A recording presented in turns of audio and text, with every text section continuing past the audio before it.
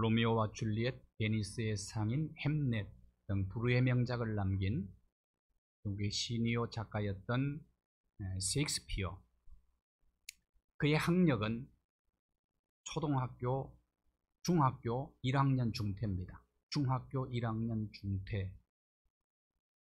그 어릴 시절 굉장히 가난하게 살았습니다. 아주 가난해 힘들게 살던 셰익스피어가 런던을 올라가서 일자리를 구하게 되죠. 일자리를 구하러 이것저것 다니다가 마차에 부딪혀서 사고를 당합니다. 마침 그 마차 주인이 극장 사장이었어요. 그것이 인연이 되어서 극장의 잡부일을 하게 되었고 그는 배우가 됩니다. 어린 시절 많은 책을 읽었다고 해요. 셰익스피어가. 그가 책은 읽은 제목만 기록을 해도 책 한 권이 나올 정도로, 그래서 쌓아놓은 지식에 의해서 그는 배우가 되었고 그는 작가가 됩니다. 역전 드라마의 주인공이 된 거죠. 역전 드라마. 오늘 읽은 본문에 등장하는 요셉도 역전 드라마의 주인공이라고 말할 수가 있을 것입니다. 요셉은 야곱의 11번째 아들로 태어났습니다. 야곱이 그토록 사랑했던 라헬의 소생이기 때문에 요셉을 특별히 사랑을 했습니다. 요즘은 편애를 하게 된 거죠. 옷도 다른 형제들보다 더 좋은 옷을 지어서 입혔습니다. 그러니까 결국은 시기 질투하게 됐죠. 형들의 시기 질투. 그래서 결국은 엄청난 변화 속으로 들어갔습니다. 아마 메가톤급 충격을 받았을 거예요. 그럼에도 불구하고 그 변화를 통해서 요셉은 엄청난 축복을 경험을 하게 됩니다. 요셉이 애굽으로 내려가게 되죠. 39장 1절을 한번 보십시오. 애굽으로 팔려갑니다. 보디발의 집에 팔려가는데 은 20에 팔려갔습니다. 요즘으로 말하면 인신매매 당한 거죠. 형들에 의해서 인신매매를 당했습니다. 여러분 한번 생각해 보십시오. 형들이 동생에게 이럴 수가 있습니까? 형이 동생을 팔아먹는 이런 일이 있을 수 있는 일입니까? 세상에 얼마든지 이런 일이 일어납니다. 이것이 오늘 세상이고요. 이것이 오늘 현실이기도 합니다. 심지어는 부모 자식 간에도 이런 일이 일어날 수가 있다는 거예요. 시기 질투 때문에 그런 것이죠. 요셉이 얼마나 마음이 아팠을까? 집안에서 아버지의 사랑을 독차지하던 요셉이 아버지가 얼마나 그리웠을까? 눈만 감으면 연로하신 아버지가 생각이 납니다. 두고 온 동생 생각. 이 베냐민 요셉의 동생이죠. 야곱의 막내 아들, 12번째 아들은 어머니가 나타가 죽어요. 그러니까 엄마의 얼굴을 몰라요. 엄마를 한 번도 불러보지 못한 동생이에요. 불쌍한 동생입니다. 그러니까 요셉이 어릴 때 자랄 때 동생을 엄마처럼 보살펴주지 않았겠습니까? 동생을 볼 때마다 측은지심이 생기지 않았겠어요? 근데 그 동생을 두고 집을 떠나야 됐어요. 그것도 저 낯선 애굽 땅으로 팔려갔어요. 밤마다 동생 생각에 눈물을 흘리며 지냈는지도 모릅니다. 얼마나 충격이 컸을까요? 얼마나 마음이 아프고 힘들었을까요? 할아버지 할머니 사랑도 많이 받았겠죠. 요셉 베냐민. 할머니 할아버지의 사랑을 받으면서 자라는 것은 여러분 큰 축복입니다. 할머니 할아버지의 손길을 통해서 초월적 사랑, 무조건적인 사랑을 경험하니까 이 사랑의 웅덩이에 푹 빠져서 사는 것과 같은 겁니다. 할머니 할아버지는 무조건 사랑하잖아요. 그것은 엄청난 축복이 될 수가 있는 겁니다. 제가 어릴 때 할머니 할아버지 사랑을 참 많이 받았어요. 특별히 지금도 생각이 납니다. 할아버지 저녁마다 어떻게 그렇게 이야기를 잘 하시는지 정말 제주꾼이었어요. 이야기 제주꾼이셨습니다. 너무너무 재미있었고요. 매일 저녁 했는데도 이야기 보따리를 풀어놓으면 재미있었고, 성경 이야기, 그리고 또 이렇게 늘 등을 이렇게 쓰다듬어 주면서 찬송을 부르고 기도해 주었던, 그래서 할머니보다는 제가 할아버지를 더 좋아했던 것 같아요. 할아버지 조남이 이자 원자 호자였어요. 그래서 제가 손자 이름을 할아버지를 좋아해서 원호라고 지은 겁니다. 할머니 할아버지 사랑이 너무 참 귀한 거죠. 그런데 그 할머니 할아버지의 사랑, 아버지의 사랑의 품에서 요셉이 떠났단 말이에요. 뭐 때문에? 형들의 시기 질투 때문에. 시기 질투는 핵폭탄보다 무서운 거예요. 여기서부터 자유할 수 있는 사람이 없습니다. 심지어는 아버지와 아들 사이에도 시기 질투를 한대요. 제가 아는 목사님이 아버지 목회하는 걸 물려받았어요. 그러더라고요. 나한테, 아버지도 자기한테 질투하더라고. 질투. 그래서 우리가 농담으로 그랬어요. 참 훌륭한 목사님이라고. 목사님은 원로 목사님을 아버지처럼 잘 모시고 있는 분이니까 그렇게 농담도 합니다만은, 이 시기 질투가 참 무서운 겁니다. 무서운 거. 동생을 팔아먹잖아요.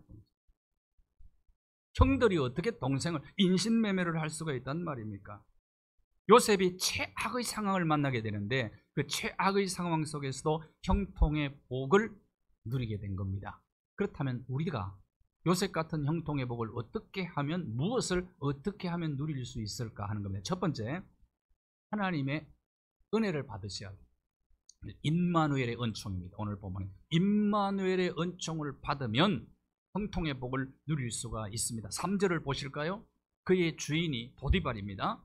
여호와께서 그와 함께 하심을 보면 임마누엘이죠. 하나님이 함께 하심을 보았다.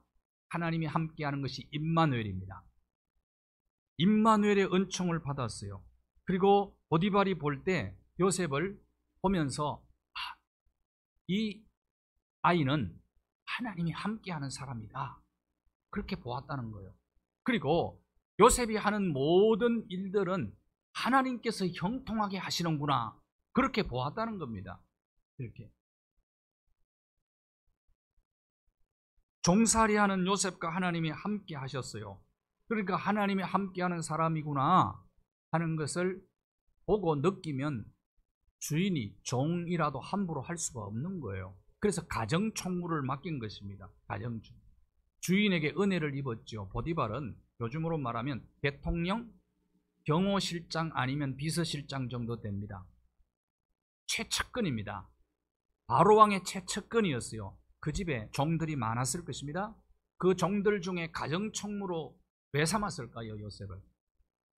그의 눈에 하나님이 함께하는 사람이라고 보였어요. 범사에 하나님이 복을 주시니까 모든 일에 요셉이 하는 일은 잘 되는 걸 보았어요. 형통케 하심을 보았기 때문에 요셉을 가정총무로 세운 겁니다. 그러니까 주인의 은혜를 입게 된 거예요. 39장 4절과 5절을 보십시오. 주인에게 은혜를, 요셉이 하나님의 임마누엘의 은총도 덧입을 뿐만 아니라 주인에게도 은혜를 입게 된 겁니다. 그래서 형통의 복을 누리게 된 거예요. 5절 한번 보실까요? 5절.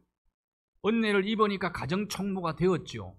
근데 하나님께서 5절, 왜 요셉에게 이런 복을 주셨느냐 하는 겁니다. 요셉을 위하여라는 단어를 보세요. 보디발의 집에, 보디발의 소유에, 보디발의 밭의 모든 소유에 복을 내려주신 이유를 얘기하는 겁니다. 요셉을 위하여라는 거예요. 이게. 여러분, 기분 좋으면 잠들고 뭐 하죠? 위하여. 근데 하나님은 누구를 위하여? 요셉을 위하여. 우리 건배할 때 그런다네요. 여당은 위하여 그런대요. 야당은 위하야 그런답니다. 어쨌든 자, 요셉을 위하여, 요셉을 위하여, 중요한 단어입니다. 요셉을 세우기 위하여 주인 보디발에게 복을 주신 거예요. 이게 임마누엘의 은총이 함께하는 자가 누리는 형통의 복이라고요. 이 세상에 누리는 우리의 복 중에 최고의 복은 임마누엘 은총의 복입니다. 하나님이 함께 하시면 최악의 상황 속에서도 역전 드라마의 주인공이 될 수가 있는 겁니다.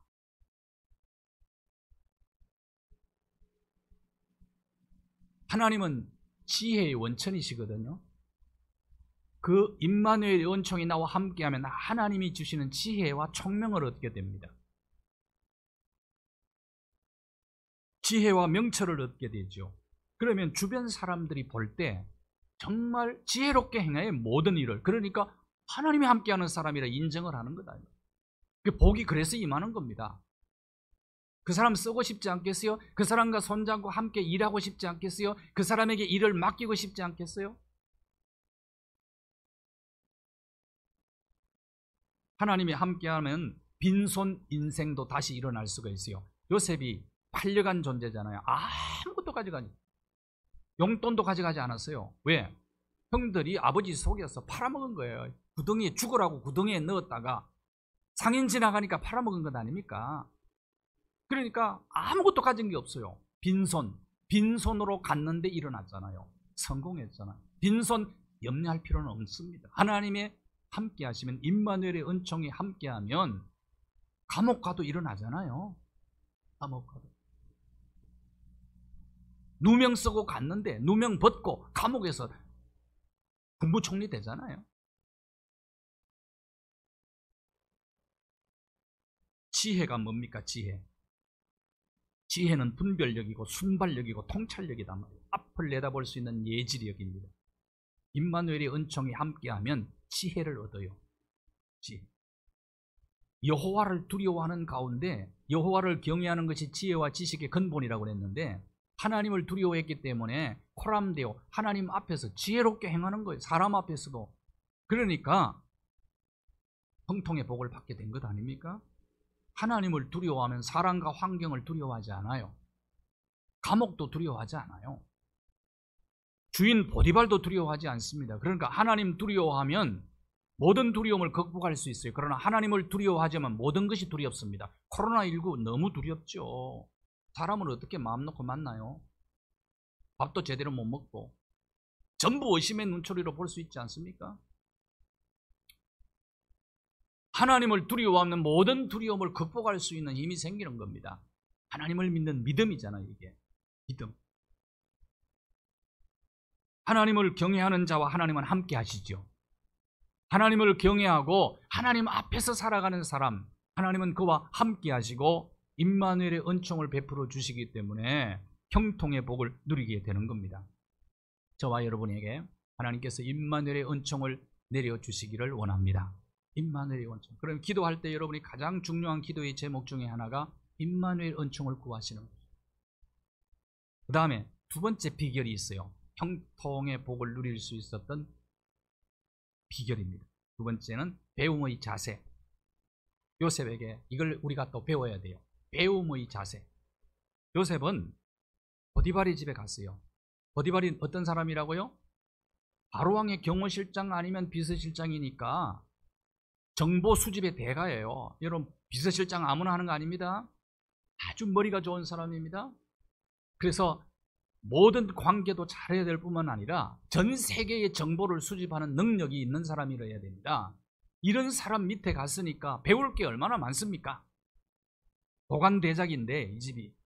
그러니까 종으로 팔려갔지만은 배움의 기회라고 생각한 겁니다. 그래서 새로운 낯선 장소에 가면 요셉은 배움터로 만들어버렸어요. 이걸 배움터.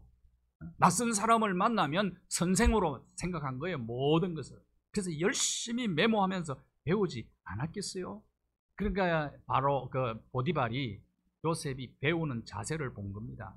그리고 일도 맡겨봤겠죠. 일도. 그러니까 보든 안 보든 열심히 하는 거예요. 정직하게 하는 거예요. 그리고 주인을 대하는 태도도 아주 좋아요. 예의가 있어요. 그러니까 총무일을 맡긴 겁니다.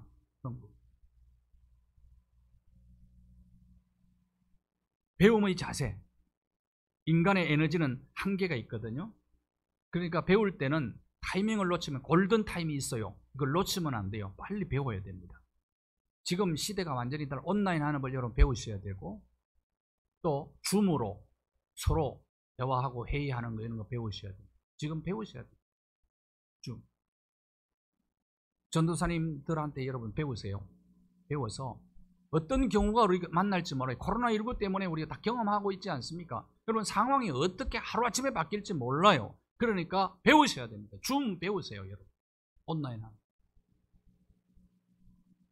새로운 것에 적응하기 위해서 빨리 배우고 대응을 해야 돼요. 4차 산업시대가 지금 도래했습니다.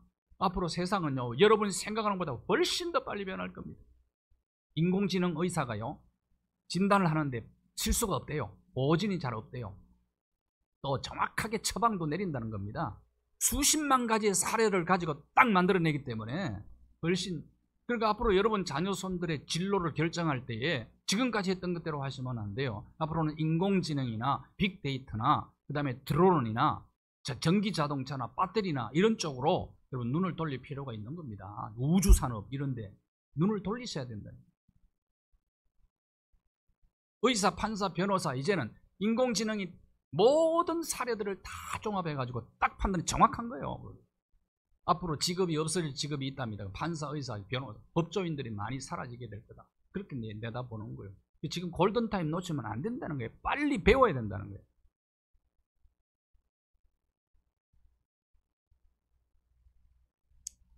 요셉은 종살이 하면서도 부지런히 공부한 거예요.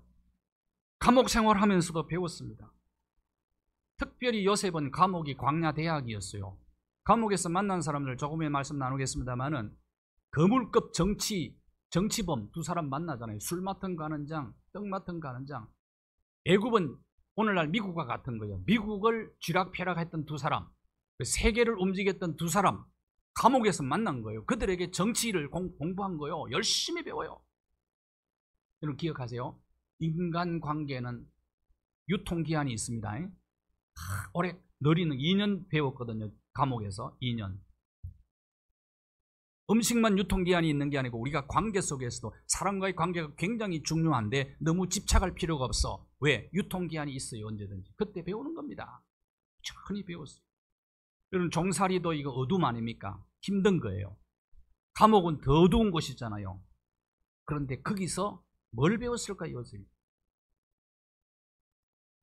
노래하는 새는 어둠 속에서 노래를 배운다는 말이 있습니다. 어둡다고 좌절하거나 절망하거나 포기하지 않았어요. 거기서 노래하는 법. 요셉이 감옥 어둠 속에서 노래하는 법을 배웠기 때문에 그는 형통의 복을 누릴 수가 있었던 겁니다. 39장 20절 보실까요? 옥에 가두었어요. 왕의 죄수를 가두는 특별한 감옥에 들어간 겁니다. 근데 거기서 거물급 정치인들을 만나가지고 열심히 공부를 합니다. 그때 공부를 했기 때문에 국무총리가 돼도 잘했던 거예요. 요셉은 학비도 안 내고 대학 공부했어요. 국비 장학생으로.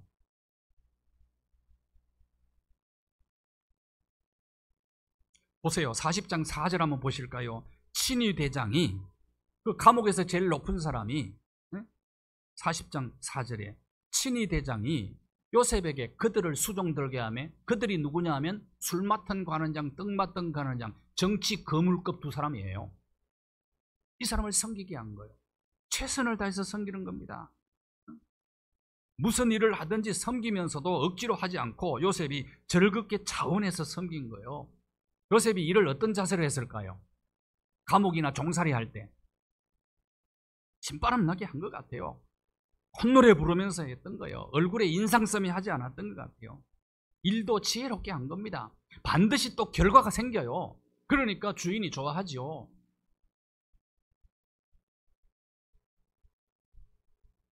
인간 조직 안에서도 여러분 질서를 잘 지켜야 돼요. 내가 마땅히 섬겨야 될 사람 잘 섬겨야 됩니다. 요셉은 보디발을 잘 섬겼어요.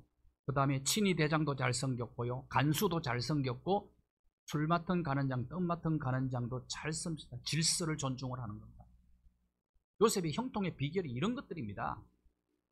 자기가 하는 일에 최선을 다해서 잘 감당을 하는 사람, 예의를 잘 갖추고 질서를 지키는 사람, 어디 가든지 사랑을 받아요. 어디를 가면. 그것이 형통의 비결이에요. 낯선 곳, 낯선 사람을 배움터로 활용을 하고 선생님으로 잘 모시는 거예요. 이것이 배움의 자세 아닙니까? 배움의 자세. 요셉의 그래서 인생 모든 여정 속에는 하나님의 계획이 있었던 것입니다. 자, 종살이 인생 바닥이죠. 더 큰 바닥이 감옥 아닙니까? 요셉은 생각했어요. 감옥보다 더 깊은 바닥으로 나 떨어질 수 있다고 생각을 하며 대비를 한 겁니다. 그래서 공부한 거예요. 여러분 인생이 쉬운 게 아니에요. 인생 너무 쉽게 생각하지. 괜찮겠지 괜찮겠지 그러지 말아요. 괜찮은 게 아니잖아요. 코로나19라는 바닥보다 더 깊은 바닥으로 떨어질 수도 있어요. 그걸 대비하셔야 됩니다. 인생은 힘든 거다. 인생은 어려운 거다. 고달픈 거다. 이것만 이해하고 수용해도 인생 사는 게 쉬워질 수 있어요. 어차피 고통스러운데, 어차피 힘든 건데, 종살이하고 감옥 들어간 거 힘든 건데 요셉이 어떤 자세로 했다고요? 에라 모르겠다. 고통을 즐기버리자. 이 생각하면서 일하지 않았겠어요? 고통을 즐기자. 아예. 그러면 인생의 질이 달라지는 겁니다. 달라져.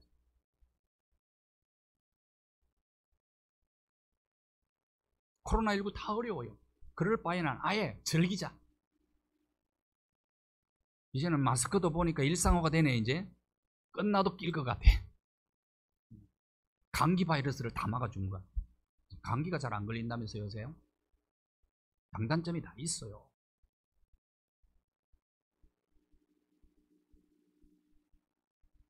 살다 보면요, 고난이 막 겹쳐올 때가 있어요. 누명 쓰고 감옥 들어가서 막 겹치잖아요, 요셉이. 하나님이 함께하는 사람은 그러면 고난이 없습니까? 고난이 찾아오지 않습니까? 인생은 그런 게 아닙니다. 더 큰 고난을 당할 수 있어요.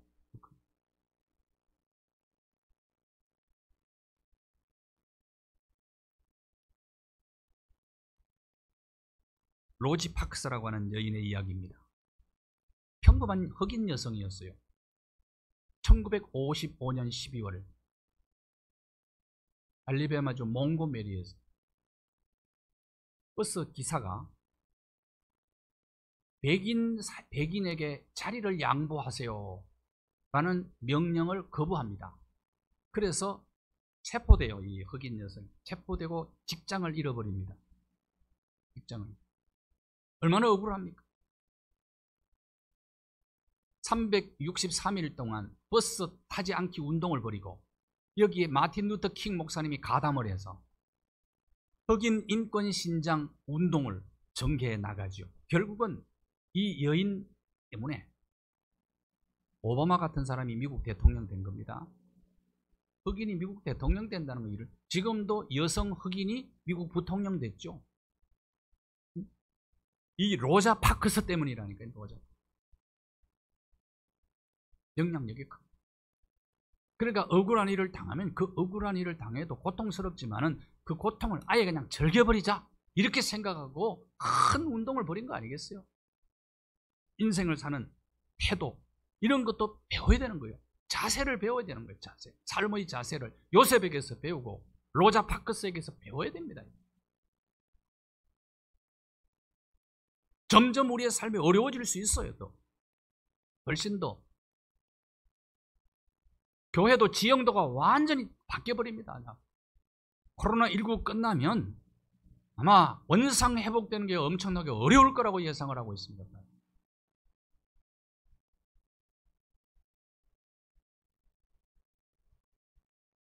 미디안 상인들이 낯선 사람들이죠.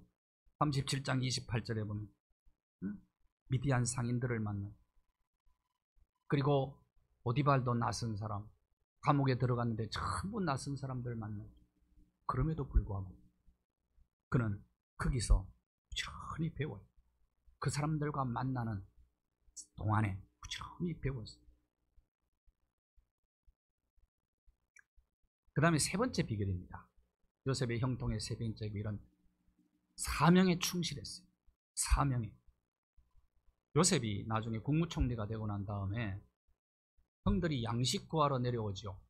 형들을 만나서 한 얘기가 너무나 감동적입니다. 또 너무나 멋있어요. 요셉이 정말 매력이 넘치는 인물. 형들에게 뭐라고 얘기합니까? 45장 5절은 같이 읽을까요? 자, 같이 읽겠습니다. 그 형들에게 한 얘기입니다. 시작.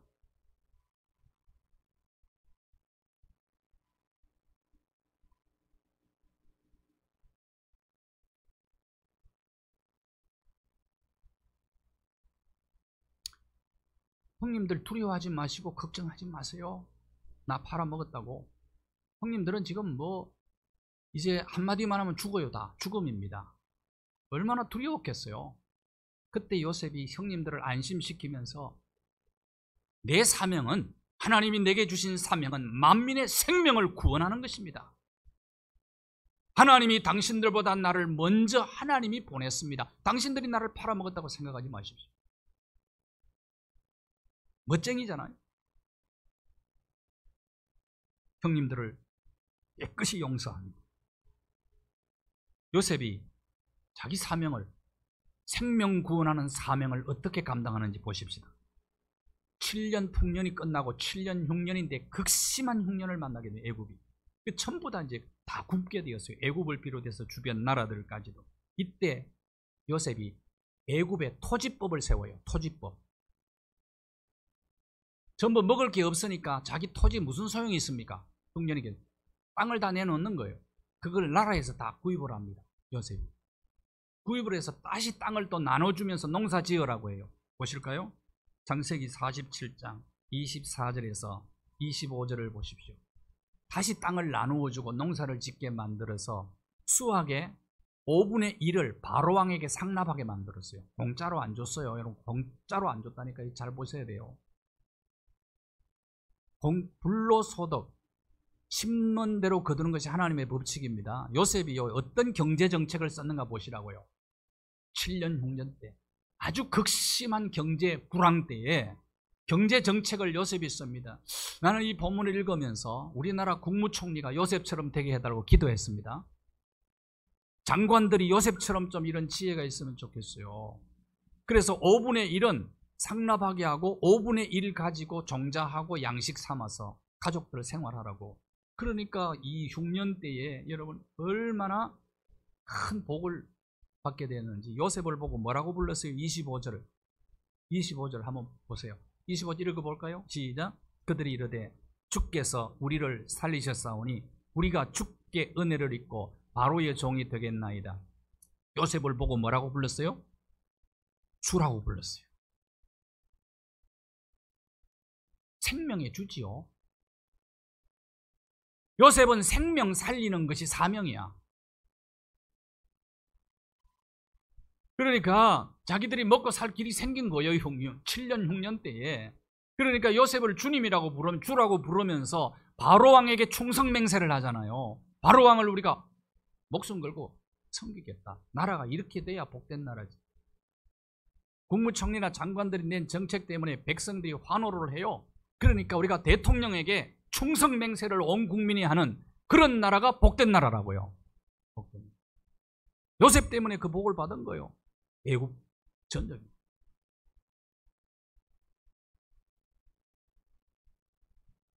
요셉은 사명을 따라 살았어요. 감정 따라 살지 않았어요. 복수하지 않습니다. 비전 붙잡고 사는 사람, 좌절하거나 포기하지 않고 고난과 역경 중에 세상과 인류를 살리는 띵크탱크 역할을 한 겁니다. 요즘 말하면은. 사명에 충실한 사람은 원수들을 미워하지 않아요. 원수 갚는데 시간과 자원들을 절대로 낭비하지 않습니다. 달라스 신학교의 총장을 지낸 찰스 스윈들 목사님이 요셉의 인격적 특징을 두 가지로 얘기했어요. 성실과 용서, 인테그리티와 forgiveness. 두 가지로 잘 봤다고 저는 생각합니다. 성실하게 요셉은 일을 해요. 뭘 맡겨도. 국무총리 자리에 올라갔는데도 성실하게 하는 거예요.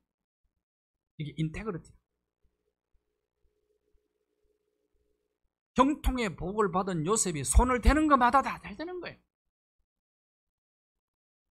보디발의 가정도 잘 되고 나라를 맡으니까 나라 전체가 잘 되는 거예요. 요셉은 사람 두려워하지 않았어요. 환경도 두려워하지 않았습니다. 하나님을 두려워했어요. 하나님을 두려워하는 것이 지혜와 지식의 근본이거든요. 그러니까 깨끗이 용서합니다. 왜?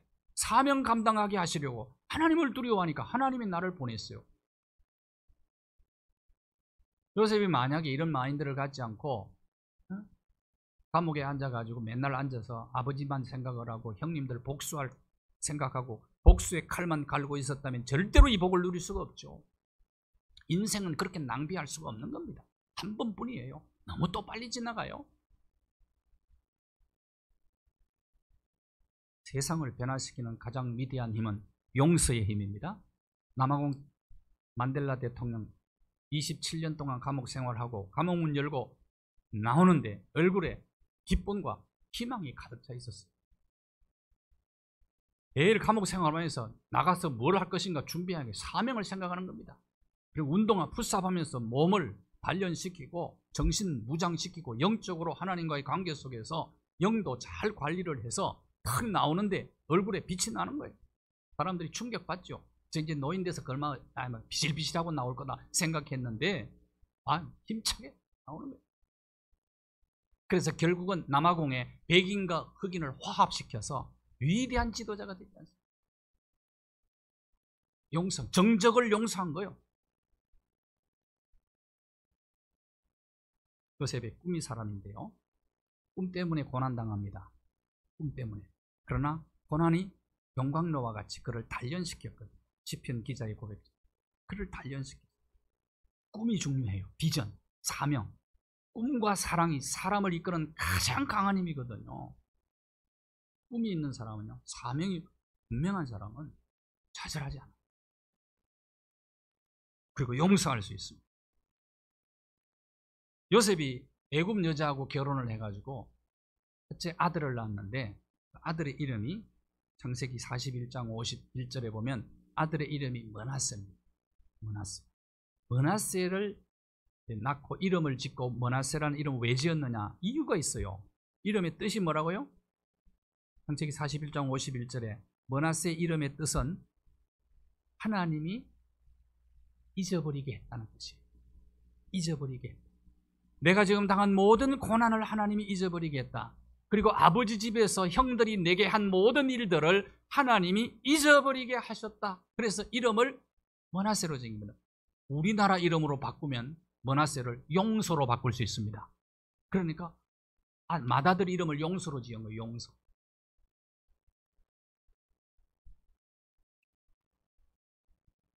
제가 지금까지 용서라는 이름을 가진 사람은 아무도 못 봤어요. 용수는 있는데 용서는 없어. 그렇죠. 용서라는 이름을 누군가가 가져도 좋을 듯해요. 므낫세. 하나님께서 요셉에게 망각의 은혜를 줍니다.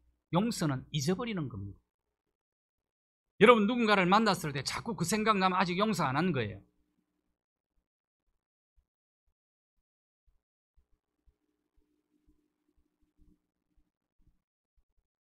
므낫세를 낳고 요셉은 형들을 복수하지 않기로 작정을 해버린 거예요.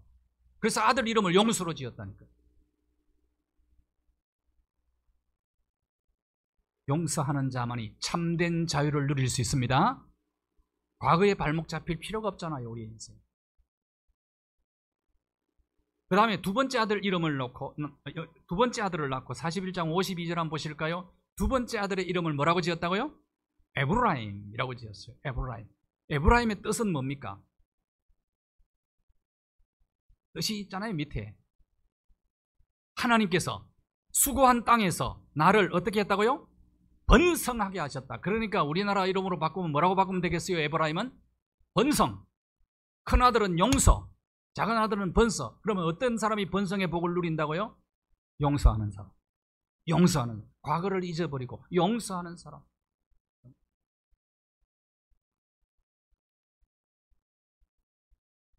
예수님도 은 30에 팔렸죠. 세상에 예수님처럼 억울한 분 없습니다. 십자가 상에서 자기를 못 박는 원수들을 용서해달라고 기도하셨잖아요. 예수님 닮는 게 뭡니까? 용서를 실천하는 거예요.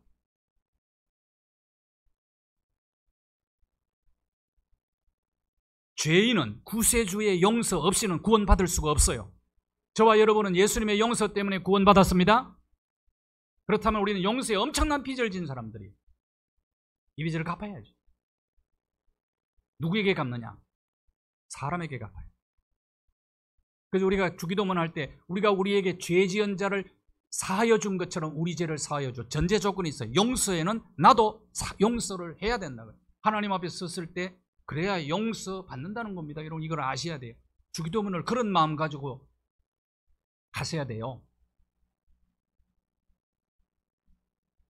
몇 년 전에 미국 샌디에고에서 공군이 훈련을 하다가 비행기로 훈련을 하다가 비행기가 고장이나 추락하죠.